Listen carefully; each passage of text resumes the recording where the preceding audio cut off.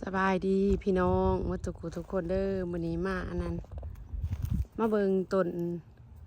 ดอกไม้ต้นไม้เอื้อยเพิ่นเอามาไปเอามาแต่ลุยสนามาเลาะเบิ่งว่าอันมีต้นอีหยังแหน่มีหลายอย่างแล้วยามนี้มันยามปลูกผักแล้วเราไปเอามา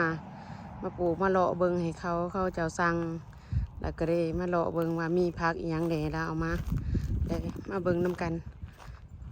พวกนี้เป็นต้นไม้ปลูกให้งามแต่ส่วนอยู่ในกรีนเฮาส์แล้วก็มีอยู่แถวเบื้องหลังบ้านนี่แล้วก็อยู่ทางข้างนี่ผักแบบเอเชียเฮาแบบบ้านเฮาก็หลายแต่สิพาไปเลาะเบิ่งอีกมีผักหลายอย่างอยู่อันนี้คือดอกอันนั้นบ้านเฮาเนาะคือดอกอีสังดอกเข็มดอกอีหยังเอามาใหม่ซุ่มนี่ดิอันนี้เป็นต้นหมากกอกกินสมใบก็กินได้ใบก็กินได้กินกระปอกมันละต้นหมักซิดาดิ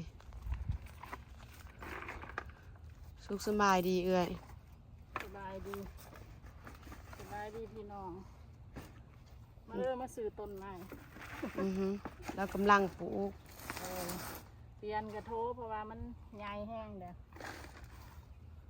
เวลาเปลี่ยนเด้อยามนี้มันยามปลูกอันนั้นปลูกพักปลูกหยังปลูกต้นใหม่มันงามเริ่มต้นปลูกแต่เดือน3เดือน4นี่มันพักแพรวเราพักแพรวดีงามพักแพรวก็ได้พักแพรวพักนางเลยพักแบบบ้านเฮาเลยมีเบิดมีครบไปอามาแต่ต่างรัฐอามาตั้งแต่ลุยสนานี่มันยอดพักใส่พักขี้นกพักกว่า5บ้านเฮาเอิ้นนี่มันหอมปีกำลังปรุงอ่อนเด้อันนี้มันอันนั้นหมักทั่วผู้ก็มีข้าวกาเบียงามขนาดเลยไปเอาอยู่ไกลเติบเลยเดินเนี่ยไปประมาณ4 ชั่วโมงแถวใครปลูกอันน่ะเขามีกรีนเฮาส์นี่มันพักขะแยงใส่แกงหน่อไม้ได้พักขะแยงสะออนว่างามแต่ละปีแล้วต้องไปเอามาเพื่อหอดยามฤดูกาลปลูกนี่เป็นหน่อใหม่ดิ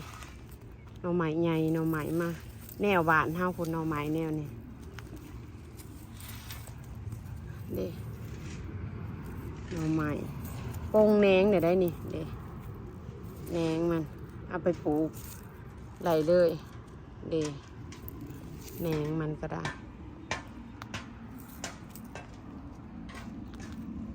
กุ๊กคากับมีเดคามีครบสุดพี่น้องเลยหลายอย่างคันสิว่าหลายอย่างหลายแนวนี่เป็นอันต้นบักเอิกนี่บักเอิกตำสมบักคุงเงียงหันดิใส่ตำสม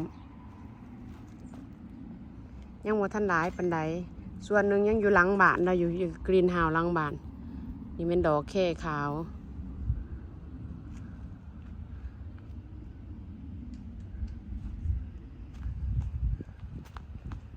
อันนี้เป็นใบเตยดิใบเตยแล้วจะไหนมันกะเอามาจะไหนมันกะแตกร้ายหรอกเพราะว่าเอามาอันนี้จะไหนกะแตกร้ายกิ่งอยู่ตอนนี้เขาตัดใบมันออก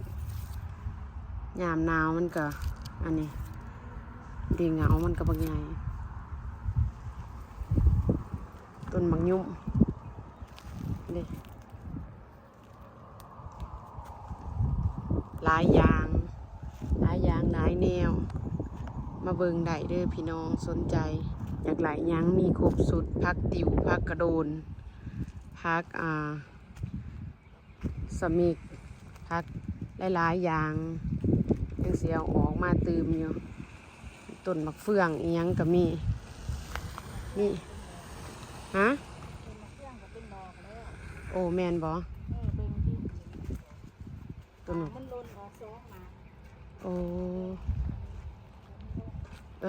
ต้นมะเฟืองก็เป็นดอกแล้ววะมีหมากพร้อมมีหลายอย่างยังสีมาเบิงใหม่อีกขอบใจเมื่อทุกคนที่เขามาเบิงมาหาส้มใครสนใจหยังกันติดต่อได้เด้อพี่น้องเลยอยู่ไก่ทางนี้ก็นอนเฝ้าโอ้ยอย่างมีความสุขนอนเว้นเฝ้าว่าซั่นขอบใจได้หลายเด้อบ๊ายบาย